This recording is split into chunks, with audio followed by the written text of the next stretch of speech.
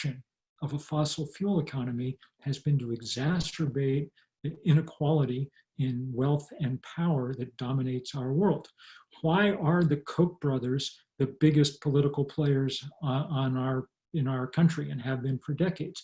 It's because they're our biggest oil and gas barons. They had the money to purchase a political party, which they used to make sure that we wouldn't take action on these things.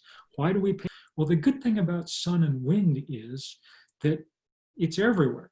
No one controls its supply, and hence moving in that direction will help rebalance some of those inequalities.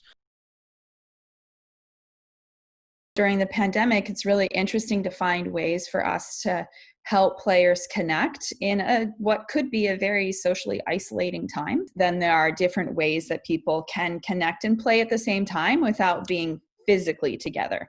Again, this is a new concept for us because we believe in the positive impact of being amongst a community in the physical space. But because it doesn't work right now, we have to find new ways to help battle these feelings of isolation that I think a lot of us are feeling, and encourage people to see that they are a part of a larger community, right? And that community is around the world.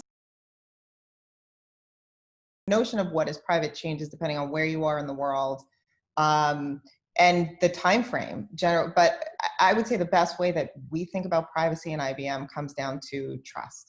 We have underlying principles. We call them the principles of trust and technology, that we came out with publicly a couple of years ago now. One of our first principles of trust and transparency is that the data creator owns the data. The others are, we believe that artificial intelligence will augment humans, not replace humans.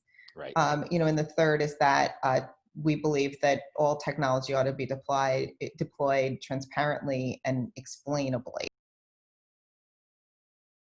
We take a gender first lens, but we're gender first, not gender only. So gender plus race and ethnicity and age. Just to give you one stat that tells you why that matters is if you look at breadwinner moms. So in the United States, women are the breadwinners in 40% of US households, moms, with children under the age of 18. On average, their pay gap is 66 cents on the dollar.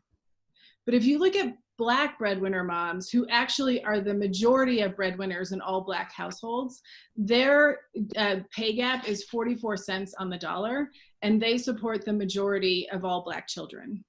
That's why intersectionality matters and why we have to take a gender plus race and ethnicity and age view on how we're actually looking to reach gender equity.